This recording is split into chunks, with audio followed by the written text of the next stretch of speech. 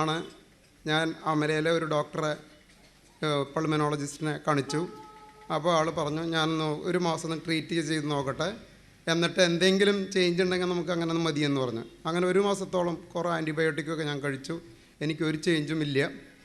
അങ്ങനെ എന്തായാലും നമുക്ക് ബയോപ്സി ചെയ്യണം. അതിനൊരു സർജനെ അദ്ദേഹം കണ്ടുപിടിച്ച് എനിക്ക് കാണിച്ചു തന്നു. ഞാനിട്ട് അങ്ങനെ ഡോക്ടറെ കാണിച്ചു. അപ്പോൾ ഡോക്ടർ അപ്പോഴും പറഞ്ഞു അതൊന്നും ചെയ്യേണ്ട ആവശ്യമില്ല എന്ന് പറഞ്ഞു. എന്നാലും അത് കുറേ ടെസ്റ്റുകളൊക്കെ നടത്തി കഴിഞ്ഞ് ഡോക്ടർ പറഞ്ഞു എന്നാൽ നമുക്ക് സർജറി ചെയ്യാം. അങ്ങനെ കഴിഞ്ഞ ജൂൺ 29-ന് സർജറി നടത്തി. അതിന് 3 എണ്ണം നീക്കി. അപ്പോൾ അവർ പറഞ്ഞ് അതിൽ പറഞ്ഞ പോപ്പുലേഷൻ ഓഫ് ലിംസ് നോഡ്സ് എന്ന് പറഞ്ഞേക്കണേ കണ്ടമാനം അവിടെയുണ്ട്, വളരെ വളരെ ചെറുതായിട്ട്. അപ്പോൾ അവർ 3 എണ്ണം മാത്രമേ എടുത്തിട്ടുള്ളൂ. അതിന് ബയോപ്സി ചെയ്തു. ഒരു 7 ദിവസം കഴിയുമ്പോൾ റിസൾട്ട് കിട്ടുമെന്ന് പറഞ്ഞു. അങ്ങനെ ഞാൻ 7ാമത്തെ ദിവസം റിസൾട്ട് മേടിക്കാൻ ചെന്നപ്പോൾ മെഡിക്കൽ സയൻസ് എനിക്ക് വിധിച്ചത് ക്യാൻസർ ആയിരുന്നു. അപ്പോൾ എന്നോട് പറഞ്ഞു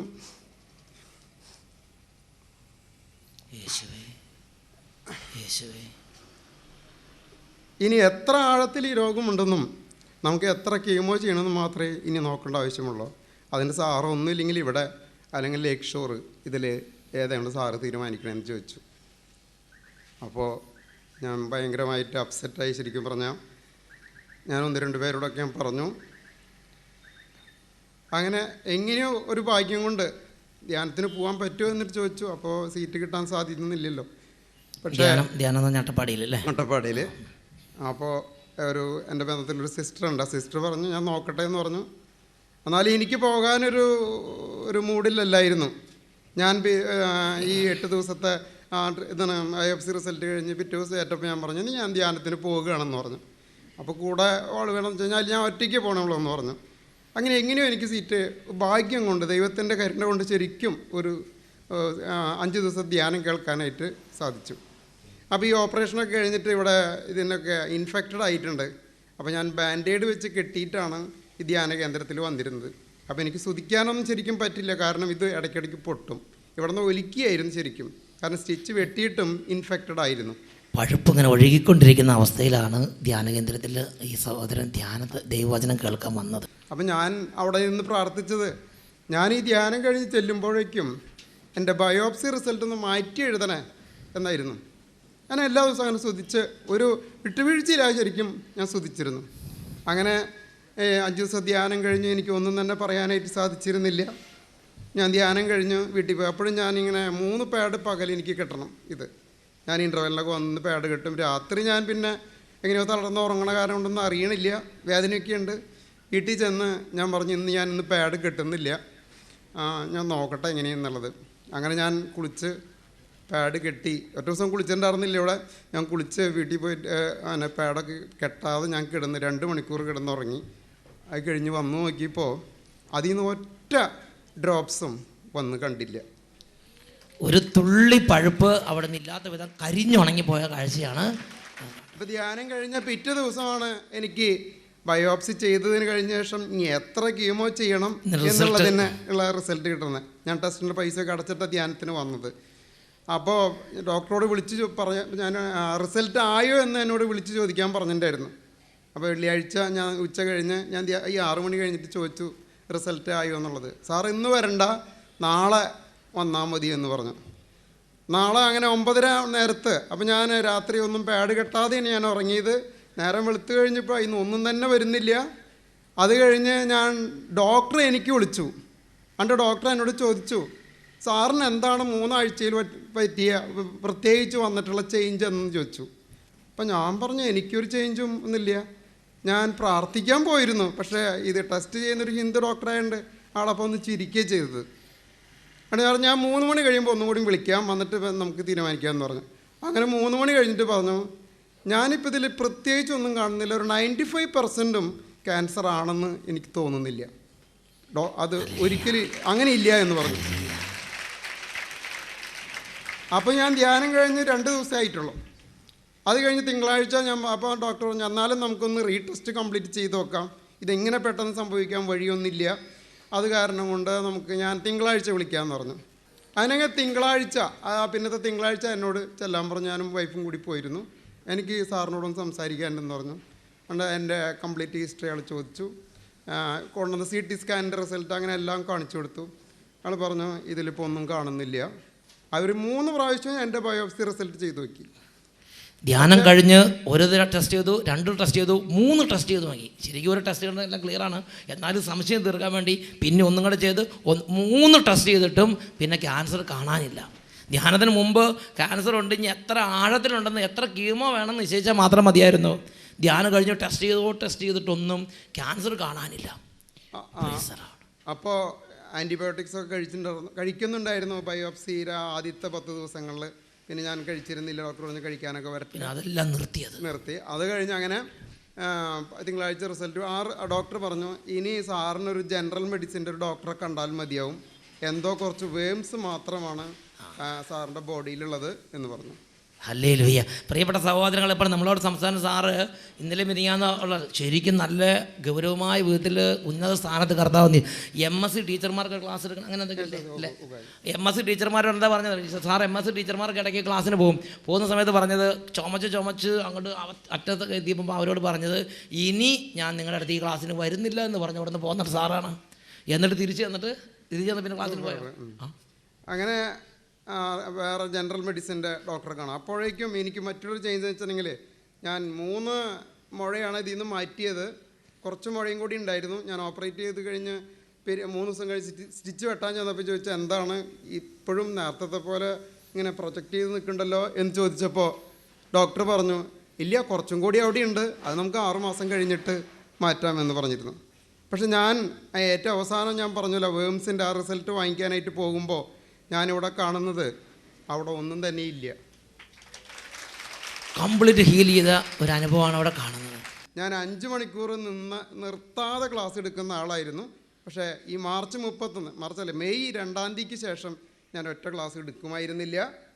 ഞാനിപ്പോൾ 2 ആഴ്ചയായിട്ട് 5 മണിക്കൂറും ക്ലാസ് എടുക്കുന്നു. ഇന്നലെ വരെയും 5 മണിക്കൂർ ക്ലാസ് എടുത്തിട്ടാണ്. ടീച്ചർമാർ ഇതെല്ലാം കണ്ട് അത്ഭുത പരതന്ത്രരായി ദൈവത്തെ ആരാധിച്ച്. Praise the lord, hallelujah. Saint തോമസിൽ പഠിപ്പിക്കാൻ തുടങ്ങി എത്ര കാലമായി? 29 വർഷമായി.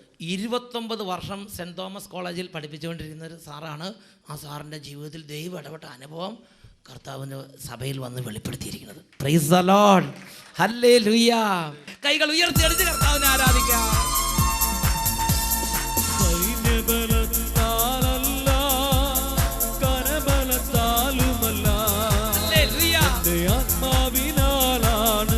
നല്ല സന്തോഷമായി കൈയടിച്ച് കൈകൾ ഉയർത്തിയടിച്ച്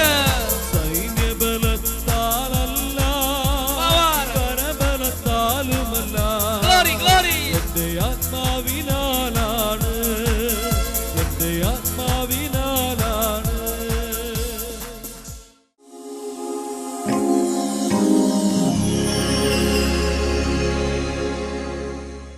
ഞാൻ പാലായിക്കടുത്ത് പൈകയിൽ നിന്നാണ് വരുന്നത്. എൻ്റെ പേര് കുച്ചുവർക്കി. 6 മാസം മുമ്പ് ഭക്ഷണം ഇറക്കാൻ മേലാത്ത ഒരു രോഗം എനിക്കുണ്ട്. അന്നനാളത്തിൽ ക്യാൻസർ വന്ന് ഭക്ഷണം ഇറക്കാൻ പറ്റാതെ 6 മാസത്തിന് മുമ്പ് വരെ രോഗത്തിൽ നമ്മൾ ക്ലേശിക്കുകയായിരുന്നു. മെഡിക്കൽ കോളേജിൽ പോയി അവിടുന്ന് കീമോ ഇഞ്ചക്ഷൻ അടിച്ചു. മെഡിക്കൽ കോളേജിൽ ട്രീറ്റ്മെൻറ്റ് നടത്തി കീമോ ഇഞ്ചക്ഷനൊക്കെ എടുത്തു. എന്നിട്ടും രോഗത്തിന് വലിയ വ്യത്യാസമൊന്നും ഉണ്ടായിരുന്നില്ല. ആ അവസരത്തിൽ എൻ്റെ അയലോക്കത്തുള്ളൊരു സ്നേഹിതൻ ഇവിടെ ധ്യാനം കൂടാൻ വന്നു. അപ്പം അച്ഛനോട് പറഞ്ഞു. അച്ഛന് അന്നൊരു റൊട്ടി കഷ്ണം കൊടുത്തു. അപ്പോൾ അടുത്തുള്ള ഒരു കുടുംബത്തിൽ നിന്ന് ഒരാൾ ഇവിടെ ധ്യാനം കൂടാൻ വന്നപ്പോൾ ഈ ചേട്ടൻ്റെ ഈ ക്യാൻസർ രോഗത്തെക്കുറിച്ച് ഇവിടെ വന്ന് പറഞ്ഞപ്പോൾ ഇവിടുന്ന് വെഞ്ചരിച്ച ഒരു റൊട്ടിയുടെ കഷ്ണം എടുത്ത് ആ ചേട്ടൻ്റെ കയ്യിൽ ഈ ചേട്ടന് കൊടുക്കാൻ വേണ്ടി കൊടുത്തു വിട്ട്.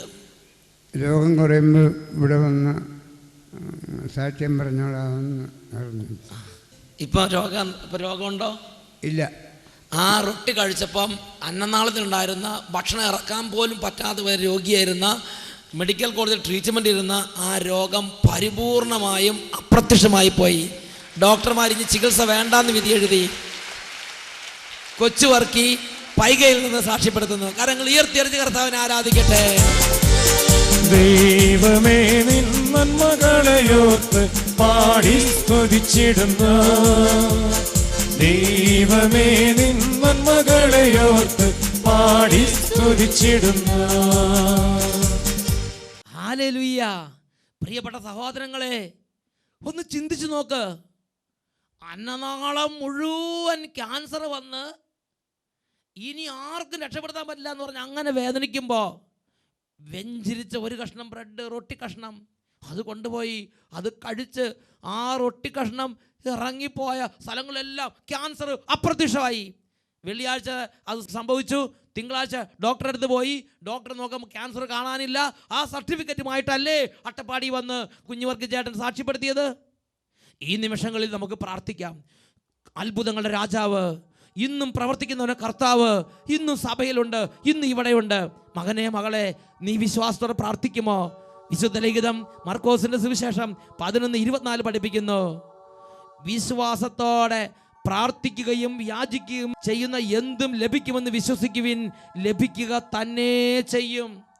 യോഹന്നാൻ 14:14, നിങ്ങൾ എൻ്റെ നാമത്തിൽ എന്നോട് എന്തെങ്കിലും ചോദിച്ചാൽ ഞാൻ അത് ചെയ്തു തരും. 2 കരങ്ങളും തുറന്ന് പിടിക്കാം. ആശുപത്രികളിൽ കിടക്കയിൽ കിടക്കുന്നവർ അവിടെ തന്നെ കിടന്ന് അവരായിരിക്കുന്ന അവസ്ഥ ദൈവകരങ്ങളിലേക്ക് കൊടുത്ത് പ്രാർത്ഥിക്കുക. മകനെ, നിന്നെ ഏറ്റെടുക്കാൻ ദൈവത്തിന് ആഗ്രഹമുണ്ട്. സങ്കീർത്തന പുസ്തകത്തിൽ 55-ാം അധ്യായത്തിൽ 22-ാം തിരുലിഖിതം, നിന്റെ ഭാരം കർത്താവിനെ ഏൽപ്പിക്കുക, അവിടുന്ന് അത് താങ്ങിക്കൊള്ളും, അവിടുന്ന് അത് ഏറ്റെടുക്കും. ഏറ്റെടുക്കുന്നവനാണ് കർത്താവ്. ഒരുപക്ഷെ വീട്ടിലായിരിക്കാം, ഒരുപക്ഷെ നിന്റെ ചുറ്റിനും നിന്നെ പരിചരിക്കുന്നവരുണ്ടാകാം. ചിലപ്പോൾ നീ ഒറ്റപ്പെട്ട ഒരു അനുഭവത്തിലൂടെ കടന്നു പോവുകയായിരിക്കാം. എന്ത് അവസ്ഥയിലായിക്കൊള്ളട്ടെ, ദൈവ പൈതലേ, നിനക്ക് നിന്റെ ദൈവം തുണയായിട്ടുണ്ട്. വിശുദ്ധ ലിഖിതം പഠിപ്പിക്കുകയാണ്, 2-3 പേർ എൻ്റെ നാമത്തിൽ ഒരുമിച്ച് കൂടുന്നിടത്ത് അവരുടെ മധ്യേ ഞാനുണ്ട്, അവരുടെ മധ്യേ ഞാനുണ്ട്, അവരുടെ മധ്യേ ഞാനുണ്ട്. നിങ്ങളായിരിക്കുന്ന സ്ഥലത്തുള്ള യേശുവിനോട് ഒന്ന് കരഞ്ഞു പ്രാർത്ഥിക്കുമോ? നിലവിളി കേൾക്കുന്ന ദൈവമേ, എൻ യാചന കേൾക്കണമേ. യേശുവേ, നിലവിളി കേൾക്കുന്ന ദൈവമേ, എൻ യാചന കേൾക്കണമേ. കരഞ്ഞു കരഞ്ഞു ഞാൻ തളർന്നിടുമ്പോൾ കരം പിടിച്ചുയർത്താൻ നീ വരേണമേ. രാജാവേ, കരഞ്ഞു കരഞ്ഞു ഞാൻ തളർന്നിടുമ്പോൾ കരം പിടിച്ചുയർത്താൻ നീ വരേണമേ. നിലവിളി കേൾക്കുന്ന ദൈവമേ, എൻ യാചന കേൾക്കണമേ. നിലവിളി കേൾക്കുന്ന ദൈവമേ, എൻ യാചന കേൾക്കണമേ. കർത്താവേ, എനിക്ക് ആരുമില്ല കർത്താവേ. എൻ്റെ ദൈവമേ, ഒരുപാട് ചികിത്സിച്ച് ഒരുപാട് നോക്കി ഇന്ന് പ്രത്യാശ പോലും നഷ്ടപ്പെട്ട്, യേശുവേ, യേശുവേ, എൻ്റെ രോഗത്തിലേക്ക് വരണമേ. രോഗത്തിൽ നിന്നും തകർച്ചയിൽ നിന്നും വിടുതലും സൗഖ്യവും നൽകണമേ. രോഗത്തിൽ നിന്നും യേശുവേ, തകർച്ചയിൽ നിന്നും വിടുതലും സൗഖ്യവും നൽകണമേ. എൻ ഹൃത്തിൽ വന്നിടണേ രക്ഷിതാവേ, എൻ ഭാരം ഏറ്റിടുവാൻ. എൻ ഹൃത്തിൽ വന്നിടണേ എൻ ഭാരം ഏറ്റിടുവാൻ. പ്രാർത്ഥിക്കുന്നു. വിളി കേൾക്കുന്ന സ്പർശിക്കണമേ കർത്താവേ, എൻ യാചന തൊടണമേ യേശുവേ, സുഖപ്പെടുത്തണമേ കർത്താവേ, ഇടപെടണമേ. കേൾക്കുന്ന ദൈവമേ, എൻ യാചന കേൾക്കണമേ. എൻ്റെ രക്ഷിതാവേ, ഹൃദയത്തിൽ തളം കെട്ടിക്കിടക്കുന്ന വേദന, വലിയ ഭയം, മരണഭയം, ഉത്കണ്ഠ, നിരാശ, സങ്കടം, ദുഃഖം എല്ലാം അവിടുന്ന് കാണണമേ കർത്താവേ. ശരീരത്തിന് രോഗത്തെക്കാൾ മനസ്സിന്റെ ആകുലങ്ങൾ എന്നെ അലട്ടുകയാണ്. എന്റെ ദുഃഖത്തിലേക്ക് വരണമേ യേശുവേ, എന്റെ പേടിയിലേക്ക് വരണമേ യേശുവേ. രോഗത്തിൽ നിന്നും ദുഃഖത്തിൽ നിന്നും യേശുവേ വിടുതലും സൗഖ്യവും നൽകണമേ. ദുഃഖത്തിലേക്ക് വരണമേ. രോഗത്തിൽ നിന്നും ദുഃഖത്തിൽ നിന്നും വിടുതലും സൗഖ്യവും നൽകണമേ. എന്റെ പേടിയിലേക്ക് വരണമേ യേശുവേ. രോഗത്തിൽ നിന്നും പേടിയിൽ നിന്നും വിടുതലും സൗഖ്യവും നൽകണമേ. മനോവിഷമത്തിലേക്കും ഭാരത്തിലേക്ക് വരണമേ ഭാരത്തിൽ നിന്നും രാജാവേ. വിടുതലും സൗഖ്യവും നൽകണമേ. പ്രാർത്ഥിക്കുന്നു. എൻ ഹൃത്തിൽ വന്നിടണേ യേശുവേ. എൻ ഭാരം ഏറ്റിടുവാൻ. എൻ ഹൃത്തിൽ വന്നിടണേ എൻ ഭാരം ഏറ്റിടുവാൻ.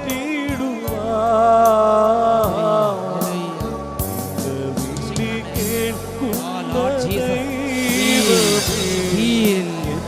സൗഖ്യം നൽകണമേ, ഇടപെടണമേ, അത്ഭുതങ്ങൾ ചെയ്യണമേ.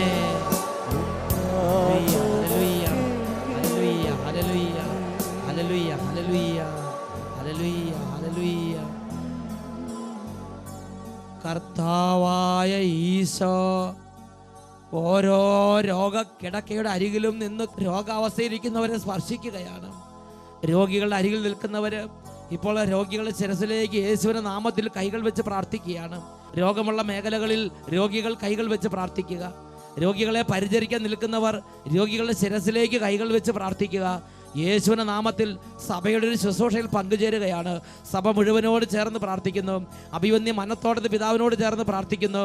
സഗീവൻ ധ്യാനകേന്ദ്ര എല്ലാ ശുശ്രൂഷകരുടെയും കൂട്ടായ്മയും പ്രാർത്ഥിക്കുന്നു. ലോകം മുഴുവനുള്ള എല്ലാ വിശുദ്ധരുടെയും കൂട്ടായ്മയും പ്രാർത്ഥിക്കുന്നു. സ്ലീഹന്മാരുടെ കൂട്ടായ്മയും പ്രാർത്ഥിക്കുന്നു. രക്തസാക്ഷികളുടെ കൂട്ടായ്മയും പ്രാർത്ഥിക്കുന്നു. നിങ്ങൾ ബന്ധിക്കപ്പെട്ടിരിക്കും, നിങ്ങൾ അഴിക്കപ്പെട്ടിരിക്കും. ഈ വചനത്തിന്റെ അധികാരം ഉപയോഗിച്ച് പ്രാർത്ഥിക്കുന്നു. ദൈവമേ, ഇപ്പോൾ ഒരു അത്ഭുതം അവിടുന്ന് ചെയ്യണമേ. പിതാവേ, യേശുവിന്റെ നാമത്തിന്റെ മഹത്വത്തിന്റെ അത്ഭുതം ചെയ്യണമേ. എല്ലാവരും സ്തുതിച്ചുകൊണ്ടിരിക്കട്ടെ. രോഗികൾ സ്തുതിക്കട്ടെ, മുതിർന്നവർ സ്തുതിക്കട്ടെ. Hallelujah, hallelujah, hallelujah. ഓ ദൈവമേ, ഇടപെടണമേ. രോഗികളുടെ മേൽ അത്ഭുതകരമായ ശക്തി വ്യാപരിക്കട്ടെ. ശിരസ് മുതൽ പാദം വരെ ഓരോ കോശങ്ങളിലേക്കും നാഡീ ഞരമ്പുകളിലേക്കും രക്തധമനികളിലേക്കും മാംസപേശികളിലേക്കും യേശുവിന്റെ നാമത്തിന്റെ ശക്തി അതിശയകരമായി ഇപ്പോൾ വ്യാപരിച്ചുകൊണ്ടിരിക്കട്ടെ. ഓ നിർജ്ജീവമായ കോശങ്ങൾ യേശുവിന്റെ നാമത്തിൽ ജീവൻ പ്രാപിക്കട്ടെ. ക്യാൻസർ ബാധിതമായ കോശങ്ങൾ യേശുവിന്റെ നാമത്തിൽ സൗഖ്യം പ്രാപിക്കട്ടെ, സൗഖ്യം പ്രാപിക്കട്ടെ. ക്യാൻസർ ബാധിതമായ കോശങ്ങൾ യേശുനാമത്തിൽ സൗഖ്യം പ്രാപിക്കട്ടെ. ക്യാൻസർ ബാധിതമായ കോശങ്ങൾ യേശുനാമത്തിൽ സൗഖ്യം പ്രാപിക്കട്ടെ. പിതാവേ, അവിടെ നൽകിയിരിക്കുന്ന പൗരോഹിത്യത്തിന് അധികാരം ഉപയോഗിച്ച് യേശുവിന്റെ നാമം ഓരോ രോഗികളുടെ മേൽ അയച്ച് പ്രാർത്ഥിക്കുന്നു. തളർന്നവരുടെ മേൽ യേശുവിന്റെ നാമം അയച്ച് പ്രാർത്ഥിക്കുന്നു. തളർന്ന സന്ധിബന്ധങ്ങളും പാദങ്ങളും യേശുവിന്റെ നാമത്തിൽ സൗഖ്യം പ്രാപിക്കട്ടെ. ഓ ദൈവമേ, ഇപ്പോൾ ചികിത്സ ഫലിക്കാത്ത ശരീരങ്ങളിലേക്ക് യേശുവിന്റെ അത്ഭുത ശക്തി വ്യാപരിക്കട്ടെ. യേശുവിന്റെ നാമത്തിൽ ചികിത്സ ഫലിക്കാൻ തടസ്സമുണ്ടാക്കുന്ന എല്ലാ അരൂപികളും സ്വാധീനങ്ങളും വിട്ടുമാറി പോകട്ടെ. അത്ഭുതങ്ങൾ യേശുനാമത്തിൽ സംഭവിക്കട്ടെ. Hallelujah, hallelujah, hallelujah, hallelujah. ഓരോ മകനും ഓരോ മകളും ഹൃദയത്തിന്റെ ഭാരങ്ങളും ശരീരത്തിന്റെ രോഗങ്ങളും എല്ലാ ആകുലങ്ങളും അവിശ്വാസങ്ങളും ദുർചിന്തകളും ദുർബുദ്ധിയും വികടചിന്തകളും എല്ലാ യേശുവിലേക്ക് സമർപ്പിച്ച്, എൻ്റെ യേശുവേ, എൻ്റെ ഹൃദയത്തിലേക്ക് വരണമേ, രോഗത്തിലേക്ക് വരണമേ, സുഖപ്പെടുത്തണമേ പ്രാർത്ഥിക്കുന്നു.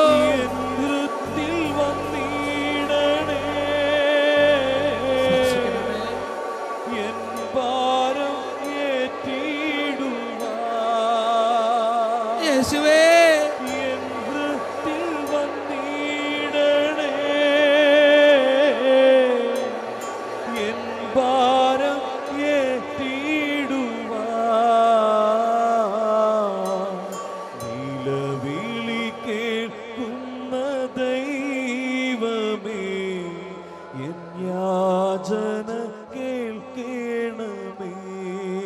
ഇറങ്ങി വരണമേ ഈശോയെ.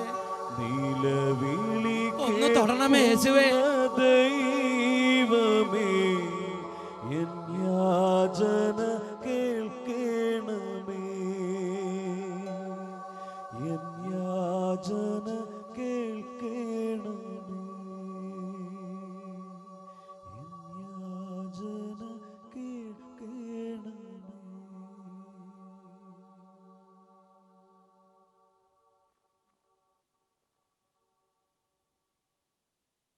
സ്പർശിക്കണമേ കർത്താവേ. ഓ ജീസസ് ക്രൈസ്റ്റ്, ഹീൽ സുഖപ്പെടുത്തണമേ. Hallelujah, hallelujah. യേശുവേ സ്തോത്രം, യേശുവേ നന്ദി. പ്രിയപ്പെട്ട ദൈവമക്കളെ, നാം ഈ പ്രാർത്ഥിക്കുന്നത് ദൈവവചനത്തിൻ്റെ അടിസ്ഥാനത്തിലാണ്. വെറുതെ ഒരു തോന്നലല്ല ഇത്. നമ്മുടെ ദൈവമായ കർത്താവ് വിശുദ്ധ ലിഖിതങ്ങളിലൂടെ നമ്മോട് കൽപ്പിച്ചിട്ടുണ്ട്. പ്രഭാഷകന്റെ പുസ്തകത്തിൽ 38-ാം അധ്യായത്തിൽ 9-ാം തിരുലിഖിതം, മകനേ, നീ രോഗിയായിരിക്കുമ്പോൾ ഉദാസീനനാകാതെ കർത്താവിനോട് പ്രാർത്ഥിക്കണം, അവിടുന്ന് നിന്നെ സുഖപ്പെടുത്തും. നീ തെറ്റുകൾ തിരുത്തി നേരായ മാർഗത്തിലേക്ക് നീ പിന്തിരിയണം. നിന്റെ ഹൃദയത്തിൽ നിന്ന് പാപം കഴുകിക്കളയണം. ഈ ശുശ്രൂഷയിൽ പങ്കുചേർന്ന ഏതെങ്കിലും മകനോ ഏതെങ്കിലും മകളോ എന്തെങ്കിലും കഠിനമായ പാപത്തിലോ വെറുപ്പിലോ വൈരാഗ്യത്തിലോ ഇരിക്കുന്നുണ്ടെങ്കിൽ ഈ നിമിഷം ഒന്ന് അനുതപിക്കണം. മകനെ, ഒന്ന് വിട്ടുകൊടുക്കുക, നിന്റെ ഹൃദയം ഒന്ന് തുറക്കുക. ഇത് കർത്താവ് സ്പർശിക്കുന്ന സമയമല്ലേ? ഹൃദയത്തിൻ്റെ ഉള്ളറയിൽ നിന്ന് എല്ലാ വെറുപ്പും ഉപേക്ഷിച്ച് കളയുക. മനസ്സിൽ നിന്ന് പാപങ്ങൾ വിട്ടുപേക്ഷിക്കാൻ തീരുമാനം എടുക്കുക. ദൈവം എല്ലാം ക്ഷമിക്കുന്നവനാണ്. ദൈവം എല്ലാം ക്ഷമിക്കുന്നവനാണ്. വിശുദ്ധ യാക്കോബ് ശ്ലീഹ തൻ്റെ ലേഖനത്തിൽ 5-ാം അധ്യായത്തിൽ 15-ാം തിരുലിഖിതത്തിൽ പഠിപ്പിക്കുകയാണ്, വിശ്വാസത്തോടെയുള്ള പ്രാർത്ഥന രോഗിയെ സുഖപ്പെടുത്തും. അവൻ പാപങ്ങൾ ചെയ്തിട്ടുണ്ടെങ്കിൽ കർത്താവ് അത് ക്ഷമിക്കും. നിങ്ങൾ സൗഖ്യം പ്രാപിക്കാനായി പാപങ്ങൾ ഏറ്റുപറയുകയും അനുതപിക്കുകയും ചെയ്യുക. എൻ്റെയും നിങ്ങളുടെയും ജീവിതത്തിൽ ദുരിതം വന്നാൽ, ഒരു കഷ്ടത, ഒരു തടസ്സം, ഒരു വേദന, ചികിത്സ ഫലിക്കാത്തൊരു അന്തരീക്ഷം വന്നാൽ എന്താ തിരുലിഖിതം നമ്മളോട് ആവശ്യപ്പെടുന്നത്? വിശുദ്ധ യാക്കോബ് ശ്ലീഹ തൻ്റെ ലേഖനത്തിൽ 5-ാം അധ്യായത്തിൽ 13-ാം തിരുലിഖിതത്തിൽ പഠിപ്പിക്കുകയാണ്, നിങ്ങളുടെ ഇടയിൽ ദുരിതം അനുഭവിക്കുന്നവൻ പ്രാർത്ഥിക്കട്ടെ. നിങ്ങളുടെ ഇടയിൽ ദുരിതം അനുഭവിക്കുന്നവൻ പ്രാർത്ഥിക്കട്ടെ. ഈ ഒരു കഠിന വേദന വെച്ച്, ഈ രോഗം വെച്ച്, ഈ തകർച്ച വെച്ച് ഞാനും നിങ്ങളും അങ്ങനെ ഇരിക്കരുത്. പിന്നെയോ, ഈ ദുരിതത്തിൻ്റെ നടുവിൽ നിന്ന്, ഈ ആപത്തിൻ്റെ നടുവിൽ നിന്ന്, ഈ തകർച്ചയുടെ നടുവിൽ നിന്ന് ജീവിക്കുന്ന ദൈവത്തെ, ഏക സത്യ ദൈവത്തെ വിളിക്കണം. അവിടെ സൗഖ്യമുണ്ട്, അവിടെ അത്ഭുതമുണ്ട്. Hallelujah, hallelujah. യേശുവേ സ്തോത്രം, യേശുവേ ആരാധന. ഇതാ മറ്റ് ചിലരുടെ അനുഭവം നമ്മളൊന്ന് ശ്രദ്ധിക്കാൻ പോവുകയാണ്.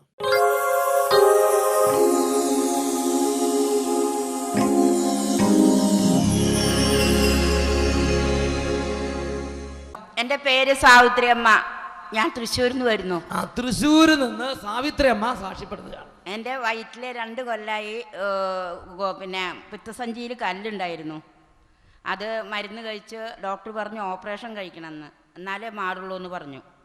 പിന്നെ അതിന് 60,000 ഉറുപ്പിക വേണമെന്ന് പറഞ്ഞു. ഓപ്പറേഷന് 60,000 ഉറുപ്പിക.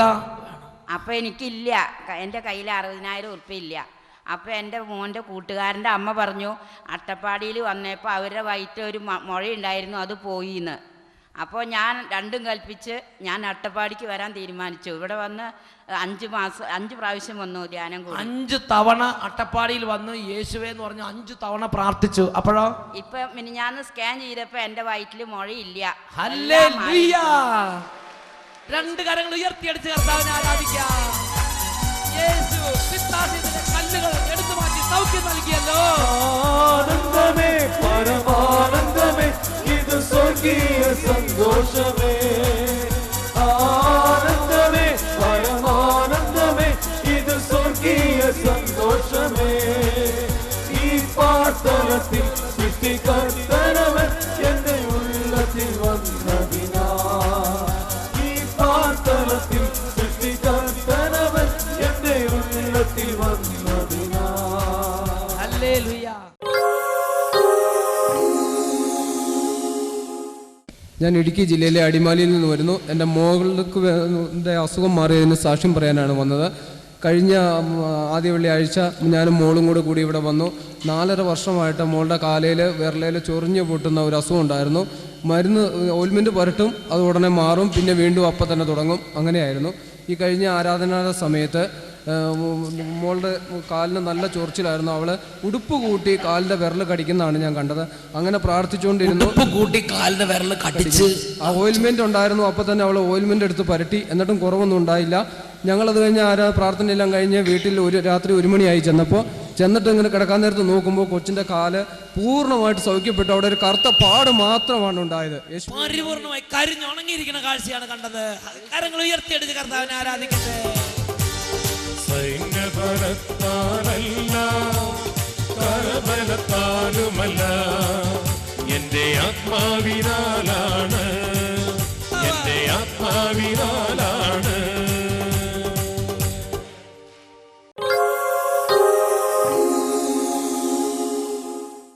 ഞാൻ പാലാ രൂപത വാക്കാട് ഇടവകയിലാണ്. പേര് ജ്യോതിഷ്. എനിക്ക് 8 വർഷമായിട്ട് അൾസറിൻ്റെ അസുഖം ഉണ്ടായിരുന്നു. രോഗം കൂടുന്ന സമയത്ത് ഒരു ദിവസം ഒരു 4 തവണയെല്ലാം ടോയ്ലറ്റിൽ പോകേണ്ട അവസ്ഥയുണ്ടായിരുന്നു. 8 വർഷമായി അൾസറിന്റെ രോഗപീഠ നിമിത്തം തകർന്ന ഒരു വ്യക്തിയാണ് അദ്ദേഹം. ഒരു ദിവസം 4-5 തവണ ടോയ്ലറ്റിൽ പോകേണ്ട സ്ഥിതി. പലരുടെ മരുന്ന് വാങ്ങി കഴിച്ചു, തീർത്തും മാറാൻ പറ്റത്തില്ല എന്നവർ പറഞ്ഞ് കുറയും, അതേ ഉള്ളൂ. ആ അവസ്ഥയിൽ നിന്നപ്പോൾ ഞാനിവിടെ വന്ന ഓഗസ്റ്റ് മാസത്തിലെ ആദ്യ വെള്ളിയാഴ്ച, അന്ന് ഞാൻ 2ാമത്തെ തവണയാണ് ഇവിടെ വരുന്നത്. അന്ന് വന്നപ്പോൾ സ്തുതിപ്പിൻ്റെ സമയത്ത് അച്ഛൻ പറയുകയുണ്ടായി, 8 വർഷമായിട്ട് അസുഖമുള്ള ഒരാളുടെ അസുഖം മാറ്റിയിരിക്കുന്നു. ആ സമയത്ത് എൻ്റെ വയറിനൊരു വേദന വന്നു.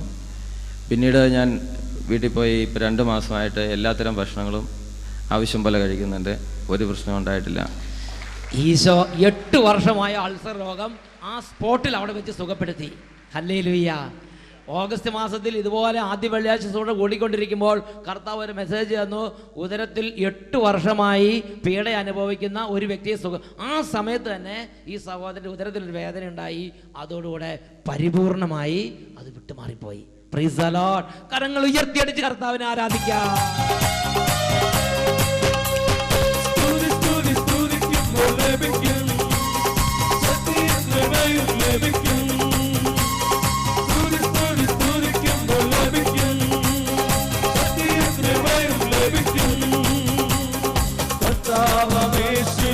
വിശ്വസിക്കുക, രക്ഷ പ്രാപിക്കും, രക്ഷ പ്രാപിക്കും. നീയും നിന്റെ കുടുംബവും രക്ഷ പ്രാപിക്കും.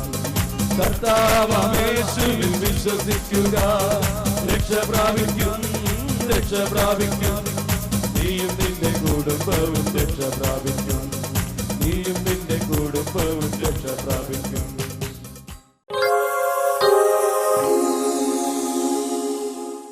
എൻ്റെ പേര് ജെസ്സി. ഞാൻ മുതൂർ ശ്രീ വിമലഗിരി ഇടവകയിൽ നിന്ന് വരുന്നു. എൻ്റെ ഭർത്താവിന് വേണ്ടി സാക്ഷ്യം പറയാനാണ് ഞാൻ വന്നത്. കഴിഞ്ഞ ജൂൺ മാസം 11-ാം തീയതി എൻ്റെ ഭർത്താവിന് കുവൈറ്റിൽ വെച്ചൊരു ആക്സിഡൻ്റ് ഉണ്ടായി.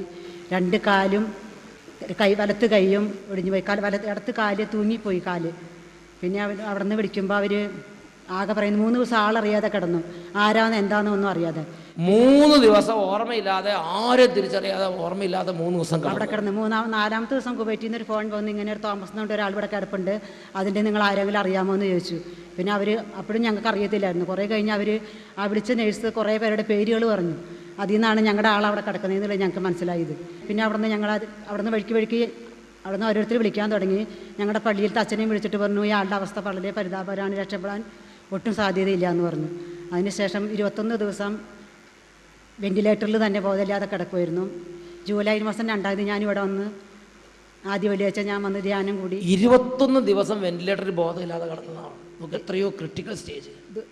അങ്ങനെ ഇരിക്കുമ്പോഴാണ് ജൂലൈ മാസത്തെ ആദ്യ വെള്ളിയാഴ്ച ഈ സഹോദരി അട്ടപ്പാടിയിൽ വന്നിട്ട് ഞാൻ പറഞ്ഞ സാക്ഷ്യം പറഞ്ഞു, ഞാൻ പൂർണ്ണ ആരോഗ്യത്തോടെ ഇവിടെ തിരിച്ചു വരികയാണെങ്കിൽ ആളെ കൊണ്ടുവന്ന് ഞാൻ സാക്ഷ്യം പറഞ്ഞോളാം എന്ന് പറഞ്ഞു. പൂർണ്ണ ആരോഗ്യത്തോടെ എൻ്റെ ഭർത്താവിനെ തരികയാണെങ്കിൽ ഞാൻ ഇവിടെ കൊണ്ടുവന്ന് സാക്ഷ്യപ്പെടുത്താവുന്ന ആ സഹോദരി വിശ്വാസത്തിൻ്റെ നിറവിൽ നിന്ന് നേർച്ച നേർന്നങ്ങോട്ട് പ്രാർത്ഥിച്ചു.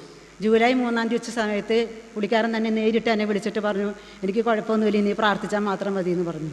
പിന്നെ ഇവിടെ നിന്ന് അങ്ങോട്ട് ഏറ്റവും പെട്ടെന്ന് സമ്പൂർണ്ണ ആരോഗ്യത്തോടെ ആ ചേട്ടൻ സഹിതം വന്ന് കുടുംബം ഇത് സാക്ഷ്യപ്പെടുത്തുകയാണ്. ഹല്ലേലൂയ. കാല് വട്ടം മുറിഞ്ഞു പോയ കാലാണത്. ആ കാലുമായിട്ട് നടന്ന് ഇവിടെ വന്നിരിക്കുന്നത്. അതിന് പാടുമ്പോഴുണ്ടോ കാലിൻ്റെ എവിടെയത്? നോക്ക് വട്ടം മുറിഞ്ഞ് കിടക്കുന്ന 2 കരങ്ങൾ ഉയർത്തി വീശി അടിച്ച് നമുക്ക് കർത്താവിനെ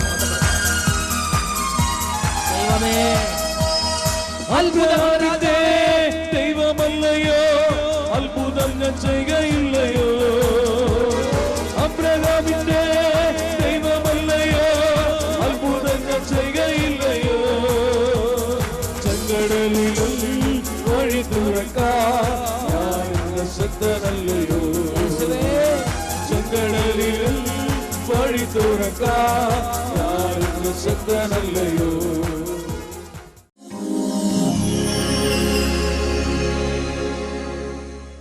എൻ്റെ പേര് ദേവസി, സ്ഥലം തൃശ്ശൂർ മുക്കാട്ടൂരാണ്. എനിക്ക് ഈ അടുത്ത് ഒരു ആക്സിഡൻ്റ് ഉണ്ടായി. സൈക്കിളിൽ പോകായിരുന്നു ഊണ് കഴിക്കാൻ. ആ സമയത്ത് സൈക്കിളിൻ്റെ പെഡലും കാലും കൂടി കാറിൻ്റെ ഫ്രണ്ട് വീലിൻ്റെ ഉള്ളിലേക്ക് കയറിപ്പോയി. അങ്ങനെ ഈ വിരൽ ഞാന്ന് കിടക്കേണ്ട രൂപം വന്നപ്പോൾ അവിടുന്ന് ഹോസ്പിറ്റലിൽ പോയി. ഹോസ്പിറ്റലിൽ പോയപ്പോൾ ഡോക്ടർ പറഞ്ഞു കുറച്ച് ബുദ്ധിമുട്ടുള്ളതാണ്, മെഡിക്കൽ കോളേജിൽ പോകേണ്ടി വരും എന്ന് പറഞ്ഞു. അങ്ങനെ അവിടെ പ്രൈവറ്റ് ഒരു ഹോസ്പിറ്റലിൽ പോയി. ആ സമയത്ത് സ്റ്റിച്ചൊക്കെ ഇട്ട് ഒരു കമ്പിയൊക്കെ അതിൽ കയറ്റി വെച്ചു. അങ്ങനെ എനിക്ക് പ്രഷറിൻ്റെ അസുഖമുള്ളതുകൊണ്ട് അത് പഴക്കാൻ തുടങ്ങി. അങ്ങനെ ഡോക്ടർ ലാസ്റ്റ് പറഞ്ഞു, 3 മാസം കഴിഞ്ഞപ്പോൾ പറഞ്ഞു കാല് വെട്ടി കളയേണ്ടി വരും, വിരലുകൾ അല്ലെങ്കിൽ കളയേണ്ടി വരും. അതുകൊണ്ട് നിങ്ങളുടെ ഷുഗറിൻ്റെ ഡോക്ടർക്ക് ഞാൻ ഒരു ലെറ്റർ തരാം, അങ്ങോട്ട് എന്താ പറയണതെന്ന് നോക്കാൻ പറഞ്ഞു. അങ്ങനെ ആ ഷുഗറിൻ്റെ ഡോക്ടറെ അടുത്ത് പോയിട്ട് ഇത് കാണിച്ചു കൊടുത്തപ്പോൾ വേറൊരു ഡോക്ടറെ കൂടിയും കാണിച്ച് നമുക്കിതിൻ്റെ അവസാന തീരുമാനം എടുക്കാമെന്ന് പറഞ്ഞു. അങ്ങനെ ആ ഡോക്ടറെ അടുത്ത് പോയപ്പോൾ പറഞ്ഞു ഇത് മുറിച്ച് കളയേണ്ടി വരും, അല്ലെങ്കിൽ എല്ലിലേക്ക് പഴുപ്പ് കൂടി വരും എന്ന് പറഞ്ഞു. അങ്ങനെ ഇത് കേട്ടപ്പോൾ മനസ്സാകെ വിഷമിച്ച് ഞാൻ ഹോസ്പിറ്റലിൽ കിടക്കുന്ന സമയത്ത് സിയോൺ ധ്യാന കേന്ദ്രത്തിലേക്ക് മധ്യസ്ഥ പ്രാർത്ഥനയ്ക്ക് വേണ്ടി ഫോൺ ചെയ്ത് പറഞ്ഞു. അപ്പോൾ അവിടുന്ന് എനിക്ക് കിട്ടിയത് 9 വിശ്വാസ പ്രമാണം ചെല്ലുക എന്ന് പറഞ്ഞു. 3 വിശ്വാസ പ്രമാണം ചെല്ലിയ കഴിയുമ്പോഴേക്കും ഡോക്ടർ പറഞ്ഞു ഇനി വീട്ടിൽ പൊക്കോളൂ, ഇതൊന്നും ചെയ്യണ്ട, മുറിക്കും വേണ്ട, ഒന്നും വേണ്ട, അതുകൊണ്ട് വീട്ടിൽ പോയിട്ട് വെറുതെ കഴുകി തുണി കൊണ്ട് പൊടി ആവാത്ത വിധത്തിൽ കെട്ടാൻ പറഞ്ഞു. അങ്ങനെ കെട്ടി 8 എണ്ണം കഴിയുമ്പോഴേക്കും അത് വളരെയധികം ഉണങ്ങി സുഖമായിട്ട് നടക്കാൻ പറ്റി. കരങ്ങൾ ഉയർത്തിയടിച്ച് കർത്താവിനെ ആരാധിക്കും. ദൈവമേ നിൻ നന്മകളെയോർത്ത് പാടി സ്തുതിച്ചിടുന്നു. ദൈവമേ നിൻ നന്മകളെയോർത്ത് പാടി സ്തുതിച്ചിടുന്നു.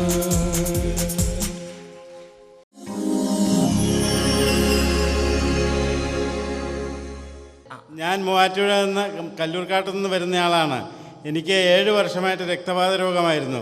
രക്തവാതം എന്ന ഒരു രോഗം പിടിച്ച് കാലങ്ങനെ പല ഡോക്ടർമാരെ കാണുകയും മരുന്ന് വാങ്ങിച്ച് കഴിക്കുകയും ചെയ്തു. യാതൊരു കുറവും ഉണ്ടായില്ല.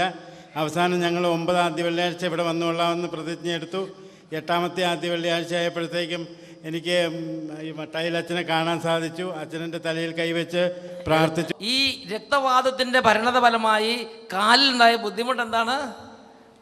രക്തം പഴുപ്പും ചലവും. കാലിൻ്റെ ആ കണ്ണയുടെ ഭാഗം തൊട്ട് അങ്ങോട്ട് കംപ്ലീറ്റ് പഴുത്ത് അങ്ങോട്ട് വട്ടത്തെ അങ്ങോട്ട് പഴുപ്പും ചലവും ഒഴുകുന്ന വിധം അങ്ങോട്ട് വ്രണമായി. അത് എത്ര വർഷമായിട്ടുള്ളതാണ്? 7 വർഷമായിട്ട്. 7 വർഷം